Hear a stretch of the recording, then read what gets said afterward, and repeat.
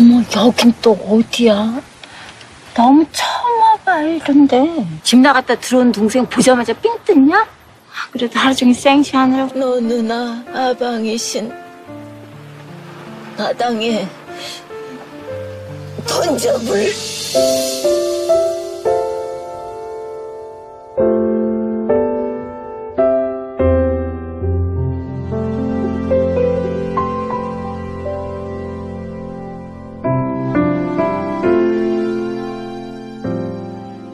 딸이 미국에 살아서요. 미국에 갔어요. 근데 전 새벽잠이 많아서 새벽 예배 한 번도 못 드렸는데 우리 딸이 엄마 우리 새벽 예배 가볼까? 그래서 그래 그러고 딸 기분 좋으라고 쫓아갔어요. 근데 예배 드리는데 난 그 설교가 무슨 내용인지 생각 안 나요. 갑자기 눈물이 쏟아지는 거예요. 뭐 그렇게 슬픈 얘기도 아니었을 거예요.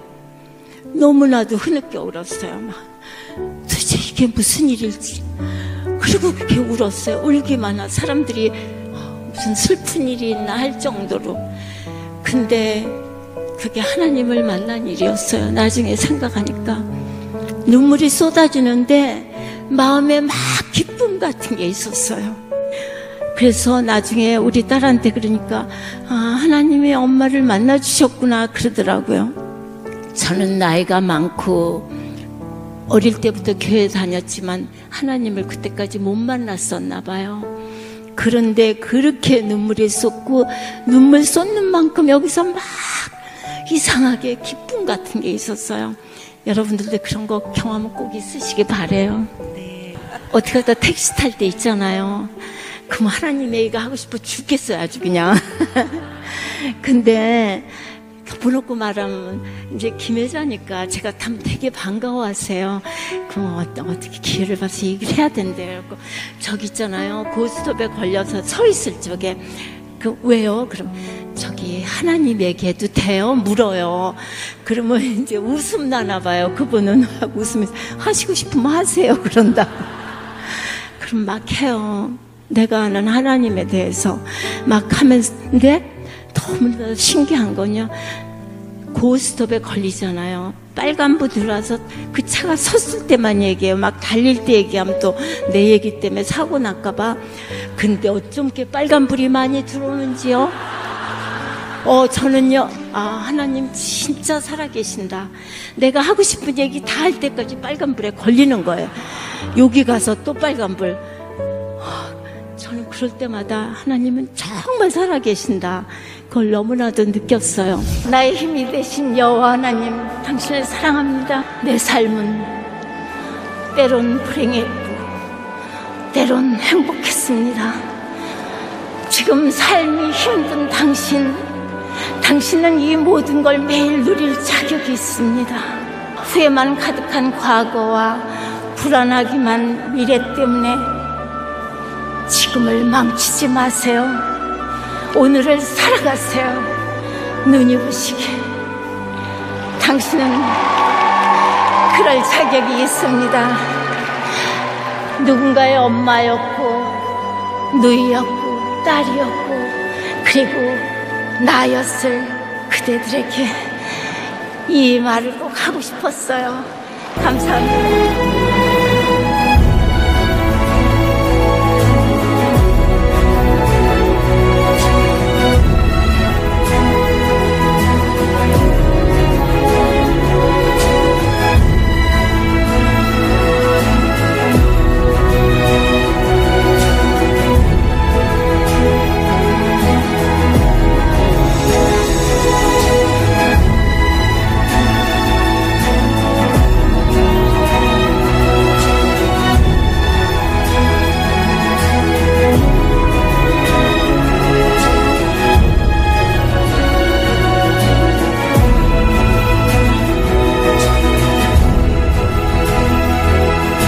나의 힘이 되신 여호와 하나님, 당신을 사랑합니다.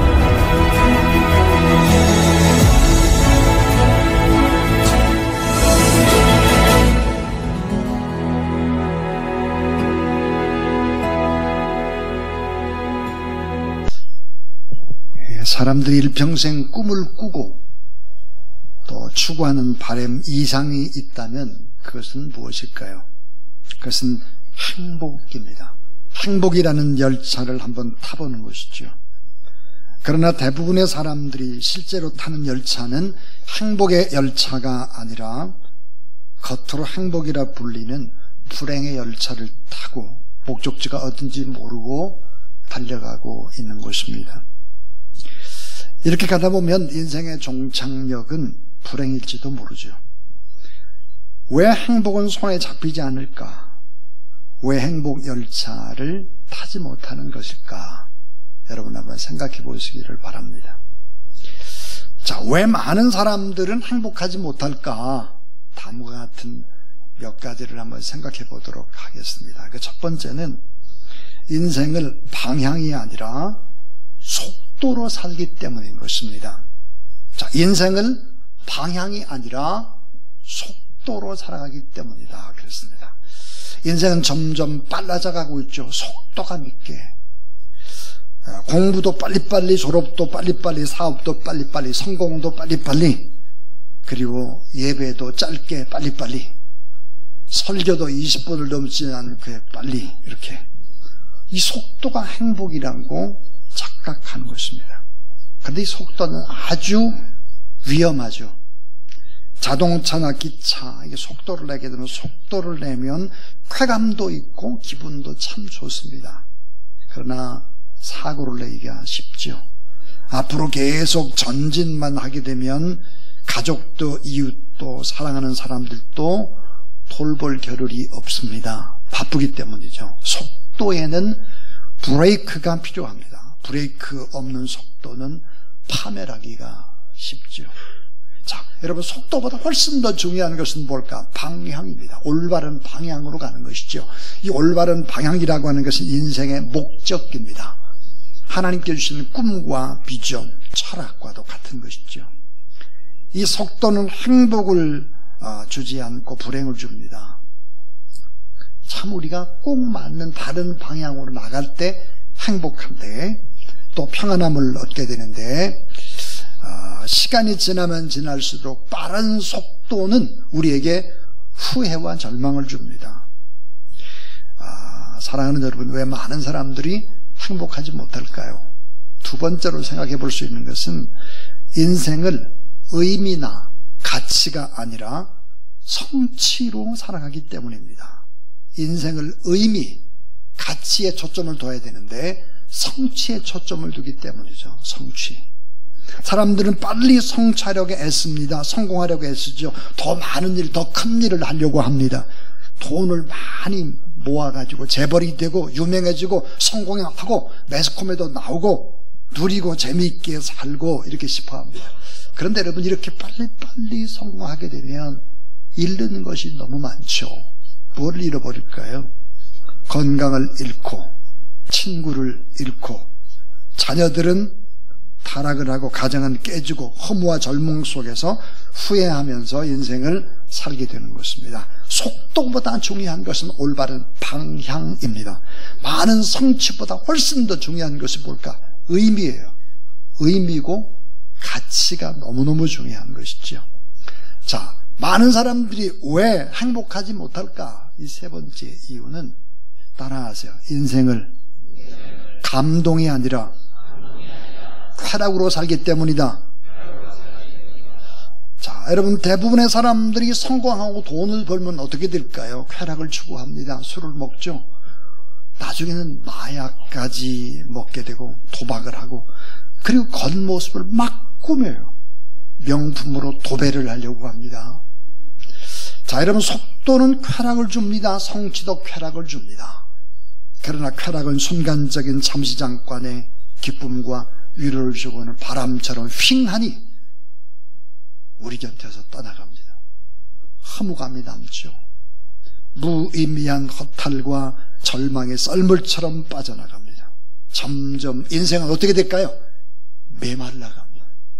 메마르고 허무하고 좌절 속으로 빠져가죠. 자, 쾌락보다 더 중요한 것이 무엇일까? 성취보다 더 중요한 것이 무엇일까? 우리의 불행은 쾌락이 없어서가 아니라 감동이 없어서 불행한 것입니다. 적어도 내 삶의 변화에 내가 감동해야 돼. 내 삶이 내가 이렇게 바뀌어졌구나. 내 인생을 돌아보니까 너무 아름답구나. 이렇게 감동을 해야 합니다. 변화되어져 가는 식구들과 변화되어져 가는 아들, 딸을 바라보고 변화되어져 가는 우리 성도들을 바라보는 것은 감동이죠. 이 감동을 보게 되면 눈물이 나는 것입니다.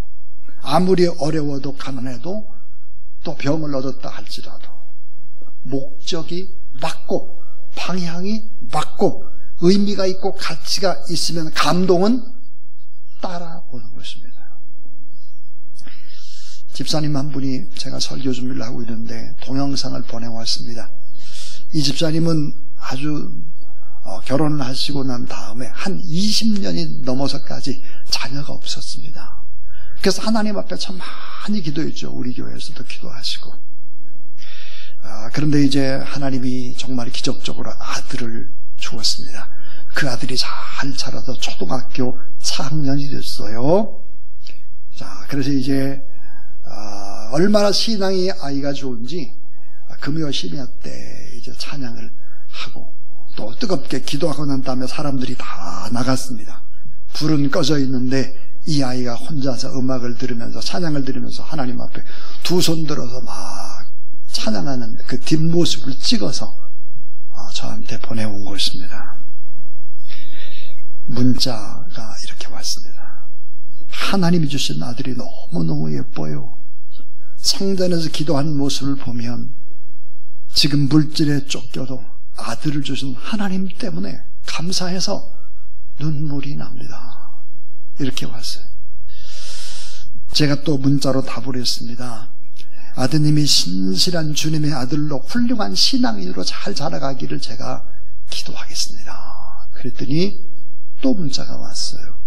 문자는 이렇게 돼 있었습니다. 목사님, 저는 기도하고 있어요. 우리 아들도 좋은 목사님이 됐으면 참 좋겠어요. 이렇게 답이 왔습니다. 제가 또 대답을 하기를, 주님을 따르는 순례길은 너무 멀고도 가깝죠.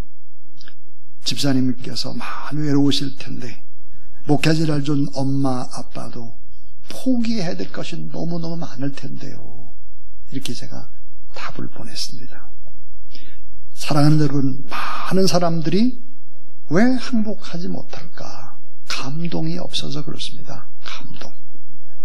또 하나입니다. 또 하나는 따라하세요. 인생을 나눔이 아니라, 자, 인생은 나눠야 되는데 나눔이 아니라 소유에 초점을 맞추고 살아가기 때문입니다. 소유. 행복은 소유가 아니라 나눔이라는 사실은 머리로 너무 잘 알아요. 근데 삶으로 나누지를 못합니다. 자, 내가 불행한 이유는 뭘까? 집이 없어서, 돈이 없어서, 자동차가, 좋은 차가 없어서, 명예가 없어서, 이런 게 아니에요. 학벌이 없고 집안이 좋지 않고 몸이 건강하지 않아서 다른 사람보다 더 많이 소유하지 못해서 불행할까? 그렇지 않습니다. 같은 옷이라도 명품을 입으려고 하고 같은 차라도 좋은 고급스러운 차를 타려고 하고, 이런 생각들, 진정한 행복은 소유가 아니라 나눔인데 그저 모든 것들을 소유하려고 하는 것이죠. 이것이 문제입니다. 소유는 뭘 만들까요? 지옥을 만듭니다. 욕망이란 전차는 불 속으로 허무의 굴로 속도가 늦게 우리를 싣고 달려가죠. 어려울 때일수록 나누는 여러분 되길 바랍니다. 힘들 때 서로의 짐을 서로 나눠줘야 합니다. 나눌수록 아주 작은 말 한마디라도 행복은 점점점 커져가는 것이죠. 감동은 점점 커져갑니다. 제가 설교 준비를 하면서 조금 전에 얘기했던 집사님의 문자, 또 어린 나이에 사람들은 다 빠져나갔는데 밤중에 두 손을 들고 찬양하는 초등학교 4학년짜리의 모습을 보고 감동을 했습니다. 자, 감동은 서로 나눌수록 커져가는 거죠. 하나님이 주신 것을 나눌 때 나눔은 천국의 비밀이 숨어 있습니다. 은사도 나누고 그렇게 모든 것을 나눌 때 이슬처럼 우리의 옷을 적시는 것입니다. 행복은 인간이 만들지를 못합니다. 진정한 행복, 변하지 않는 행복, 우리 손에 잡히지 않습니다. 왜 그럴까요? 우리를 지어주신 하나님, 그 하나님이 주신 행복이 진정한 행복이기 때문입니다. 만약에 우리가 하나님을 만나고 진실하게 하나님을 믿게 되면 하나님께서 우리에게 행복이라는 선물을 주신다는 사실, 이 사실을 믿으시기를 바랍니다. 왜 그럴까요? 하나님은 진짜 사랑이기 때문입니다. 진짜 사랑. 여러분, 진짜 사랑을 만나면 눈물이 납니다. 감동이 되죠. 그런데 하나님을 보니까 영원한 사랑. 무슨 죄를 지었든지 간에 하나님은 다 우리의 죄를 용서해 주시죠. 위기와 실패에 빠졌을 때 우리를 보호해 주시고 지켜주시고 축복을 주십니다. 그래서 하나님만이 우리에게 진정한 만족한 행복을 주실 수 있다. 우리와 하나님 사이에 가로막힌 죄악의 담들도 하나님은 다 사라지도록 그렇게 만들어주신다. 하나님만이 참 평안함을 우리 가운데 선물로 주신다 하는 것입니다. 대한민국의 독립운동가이시면서 시인이고 역사가고 교육자이신 함석헌 선생님이 지으신 시, 여러분 함석헌 선생님 그러면 여러분 많이 읽어봤을 거예요. 뜻으로 본 한국 역사라는 책.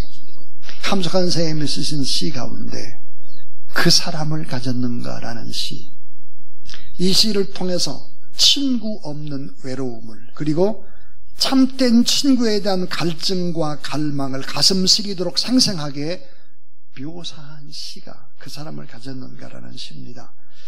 군중 속의 외톨이인 현대인의 고독을 이보다 더 잘 표현하기는 쉽지 않을 것 같습니다. 고 함석헌 선생님의 그 사람을 가졌는가라는 이 제목의 시를 통해서 우리 자신의 친구 관계와 또 행복과 불행을 되돌아보게 합니다. 우리에게 던지는 비수 같은 질문의 시를 한번 제가 읽어보겠습니다. 여러분도 잘 화면을 보시기를 바랍니다. 그 사람을 가졌는가? 고 함석헌. 말리길 나서는 길, 처자를 내맡기며 내 맘 놓고 갈 만한 사람, 그 사람을 그대는 가졌는가? 온 세상 다 나를 버려 마음이 외로울 때에도 저 맘이야 하고 믿어지는 그 사람을 그대는 가졌는가? 탔던 배 꺼지는 시간, 구명대 서로 사양하며 너만은 제발 살아다오 할 그런 사람을 그대는 가졌는가? 불의의 사형장에서 다 죽여도 너희 세상 빛을 위해 저만은 살아두거라 일러줄 그 사람을 그대는 가졌는가? 잊지 못할 이 세상을 놓고 떠나야 할 때 저 하나 있으니 하며 방긋이 웃고 눈을 감을 그 사람을 그대는 가졌는가? 온 세상의 찬성보다도 아니 하고 가만히 머리 흔들 그 한 얼굴 생각에 알뜰한 유혹을 물리치게 되는 그 사람을 그대는 가졌는가? 자, 함석헌 선생님은 한마디로 목숨을 던지면서까지 우정과 신의를 지키는, 함께 나눌 수 있는 참된 친구, 이 친구가 있어야 진짜 행복이라는 거예요. 정말 친구를 가지고 있는가 하는 것입니다. 여러분, 이런 친구가 세상의 지천에 깔려 있다고 하면 구태여 여와 같은 질문을 던지는 시를 쓸 필요가 없을 것입니다. 이런 사람, 이런 친구 찾기가 얼마나 어려운지 모릅니다. 그런 사람이 점점점 사라지고 있습니다. 자, 그 사람을 가졌는가라고 6번이나 거듭 묻고 있습니다. 사랑하는 여러분, 여러분에게 죽음과 함께 내 모든 죽음을 대신해 줄 수 있는 그런 사람 있는지, 그런 친구가 있는지, 이런 사랑의 사람이 있는지, 이런 사람이 있다면 인생은 참 행복하고 아름다울 것입니다. 만약에 우리 성도들께서 저를 향해서 설교하는 저는 그런 친구를 가졌습니까? 이렇게 여러분이 저에게 묻는다면 저는 가졌습니다. 저는 그런 친구가 있습니다. 자신 있게 말할 수 있습니다. 저는 오늘 여러분에게 그 친구를 소개해드리고 싶습니다. 제가 여러분에게 그 친구를 소개해드리는 것은 제가 나누는 깊은 우정과 신의를 여러분 역시 나누시면 참 행복을 누리실 것 같아서 이 친구를 소개하려고 합니다. 제가 소개하는 이 친구는 원래 제 부모님의 친구였습니다. 연령과 관계없이, 성격과 관계없이, 배경과 관계없이 모든 이의 친구가 될 수 있는 친구입니다. 자, 함석헌 선생님의 첫 번째 질문, 다음과 같습니다. 자, 화면을 다시 한번 보시죠. 말리길 나서는 길, 처자를 내 맡기며 내 마음 놓고 갈 만한 사람, 그 사람을 그대는 가졌는가? 저는 3남 1녀의 둘째로 태어났습니다. 제 아버님과 어머님은 유교동란의 가족들과 동네 이웃들이 공산당에 의해서 처참히 죽창에 찔려 죽어가는 모습들을 목격했습니다. 자, 저와 저의 형님, 큰 형님과는 나이가 9살 차이입니다. 왜 9살 차일까? 제 위에 있는 형님이 돌아가셨고 누님이 돌아가셨습니다. 저는 형님이나 누님을 본 적이 없습니다. 9년 만에 제가 태어난 것입니다. 저희 아버님은 일본으로 끌려가셔서 깊은 탄광, 홋카이도라는 그 깊은 탄광에서 강제로 징용으로 고생을 하셨습니다. 3년이 넘는 시간을 고생을 하셨고 결국은 6.25 동란을 맞았습니다. 늘 몸이 아프신 모습으로 기억이 됩니다. 저희 아버님 파란만장한 삶들을 살아냈죠. 자, 아버님도 어머님도 세상을 떠나 천국에 가시기 전에 절친한 친구분에게 저와 저의 가족을 맡겨주셨습니다. 아버님의 친구분은 저를 거두어 주셨고 부모님의 빈자리를 책임져 주셨습니다. 아버지, 어머님께는 말리길 나서며 처자를 맡기고 맘 놓고 갈 만한 그 사람, 그런 친구가 있었습니다. 함석헌 선생님의 두 번째 질문을 한번 보겠습니다. 온 세상 다 나를 버려 마음이 외로울 때에도 저 마음이야 하고 믿어지는 그 사람을 그대는 가졌는가? 자, 저의 아버님의 친구분이라면 저에게도 그분은 역시 아버님 뻘이 됩니다. 그러나 그분은 저를 자식처럼 대해주시지 않고 그분은 아주 자연스럽게 저를 친구로 삼아주셨습니다.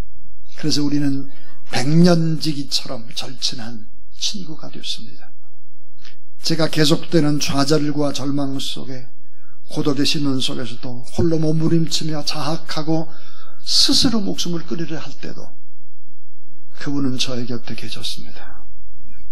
온 세상 다 나를 버려 마음이 외로울 때에도 저 마음이야 하고 믿어지는 그 사람을 그대는 가졌는가? 라는 질문에 저는 자신 있게 가졌다고 대답할 수 있습니다. 자, 우리 함석헌 선생님의 세 번째 질문입니다. 탔던 배 꺼지는 시간 구명대 서로 사용하며 너만은 제발 살아다오 할 그 사람을 가졌는가? 저의 친구는 저를 살리려고 자신의 목숨을 버렸습니다. 저는 죄악 많은 죄인, 흠이 많은 불의한 자, 흉악한 범죄자였을 뿐인데 그 친구는 제가 받아야 할 모든 법의 심판, 형벌을 대신 받아 주었습니다. 그래서 지금도 그 친구를 생각하면 눈물이 납니다. 함석헌 선생님의 네 번째 질문입니다. 불의 사형장에서 다 죽여도 너희 세상 빛을 위해 저만은 살려두거라. 일려줄 그 사람을 그대는 가졌는가? 제가 무능함 속에서 자학하고 있을 때 그 친구는 저에게 이렇게 말했습니다. 너는 세상의 빛이 될 거야. 너는 어둠을 비치는 등대가 될 거야. 너는 바른 사람들을 바른 길로 이끄는 사람이 될 거야. 너는 잘될 거야. 난 너를 믿어. 계속 저를 믿어주고 격려해주고 응원해 주던 친구. 제가 오늘 이 정도라도 이렇게 살아갈 수 있는 것은, 바로 여러분 앞에 설 수 있는 것은 그 친구의 믿음, 그 친구의 격려, 그 친구의 응원 때문입니다. 함석헌 선생님의 5번째 질문입니다. 잊지 못할 이 세상을 놓고 떠나려 할 때 저 하나 있으니 하며 빙긋이 웃고 눈을 감을 그 사람을 그대는 가지 않는가. 저는 알고 있습니다. 언젠가 제가 이 세상을 반드시 떠나야 할 그때에, 그날이 오면 제가 사랑하는 사람과 가족들과 너무나 아끼는 사람들을 나의 친구에게 맡기고 웃으면서 감사로 떠날 수 있습니다. 저에겐 그런 친구가 있습니다. 자, 함석헌 선생님의 6번째 질문입니다. 온 세상의 찬성보다도 아니 하고 가만히 머리 흔들 그 한 얼굴 생각에 알뜰한 유혹을 물리치게 되는 그 사람을 그대는 가지 않는가. 이 질문에 대한 대답이 없이 그렇다라고 대답할 수 있습니다. 제 평생토록 그 친구가 보여준 우정과 신의를 생각하며 그 어떤 어려움이 와도 그 친구를 배신할 수는 없습니다. 제 생명 다하기까지 그 친구와 한 길을 걸어갈 것입니다. 그는 저의 친구요, 저는 그의 친구이기 때문입니다. 자, 사랑하는 여러분, 그 친구는 공상 속의 인물도 아니고 소설이나 드라마의 주인공도 아니고 우리의 삶 속에 실존하는 친구입니다. 그 친구가 오늘 말씀을 합니다. 요한복음 14장 1절입니다. 너희는 마음에 근심하지 말라. 하나님을 믿으니 또 나를 믿으라. 여러분 따라하세요. 너희는 마음에 근심하지 말라. 하나님을 믿으니 또 나를 믿으라. 그 친구가 또 이렇게 얘기합니다. 요한복음 15장 15절입니다. 이제부터 너희를 종이라 하지 아니하리니 종은 주인이 하는 것을 알지 못함이라. 너희를 친구라 하였노니 내가 내 아버지께 들은 것을 다 너희에게 알게 하였습니다. 그렇습니다. 우리가 믿는 성자 하나님 예수 그리스도는 우리 피조물들을 더러운 죄인처럼 추한 노예처럼 다루지를 않습니다. 그분은 우리를 자신의 친구로 맞이해 줍니다. 사랑하는 여러분, 인간이 어떻게 성자 하나님의 친구가 됩니까? 자, 인간이 원한다고 될 일이 결코 아니죠. 그 방법은 딱 하나밖에 없습니다. 그것은 그분이 우리를 자신의 반열로 끌어올려주는 것입니다. 우리를 하나님의 나라로 들어올려가는 것이죠. 그것은 무슨 힘일까요? 사랑의 힘입니다. 십자가라는 사랑의 힘 때문에 우리를 이 땅의 나라에서 하나님의 나라까지도 끌어올려갈 수 있는 것이죠. 생명과 사랑을 우리에게 다 주신 분, 죽음을 불사하고 우리를 살려준 친구, 그 친구의 우정과 신뢰는 언제나 한결같습니다. 그 좋은 친구의 이름, 그 친구는 바로 예수 그리스도이십니다. 사랑하는 여러분, 이제 조용히 눈을 감아 주십시오. 조용히 눈을 감으시고 한번 두 손을 모아 주시길 바랍니다. 여러분에게 인생의 바른 방향을 알려주는 친구가 지금 이 자리에 와 있습니다. 여러분에게 인생의 의미를 깨닫게 해줄 친구가 지금 이 자리에 있습니다. 인생의 감동을 주는 친구, 귀한 생명까지도 내어준 귀한 친구가 지금 이 자리에 있습니다. 주저하지 마시고 이 친구를 여러분 자신의 친구로 받아들이시기를 바랍니다. 그 친구를 쫓아 그 친구와 더불어 인생의 길을 걸어가십시오. 그 친구와 영원한 우정과 신의 속에서 살아가다 보면 여러분의 인생은 새로워질 것입니다. 그 친구 예수 그리스도는 천지를 창조하신 하나님이시며 우리의 모든 불의와 허물과 죄악과 질병과 저주까지 사망까지도 다 담당해 주신 구속주가 되십니다. 그 친구와 함께 영원한 영생의 축복 속에 살아가시기를 주의 이름으로 축복합니다.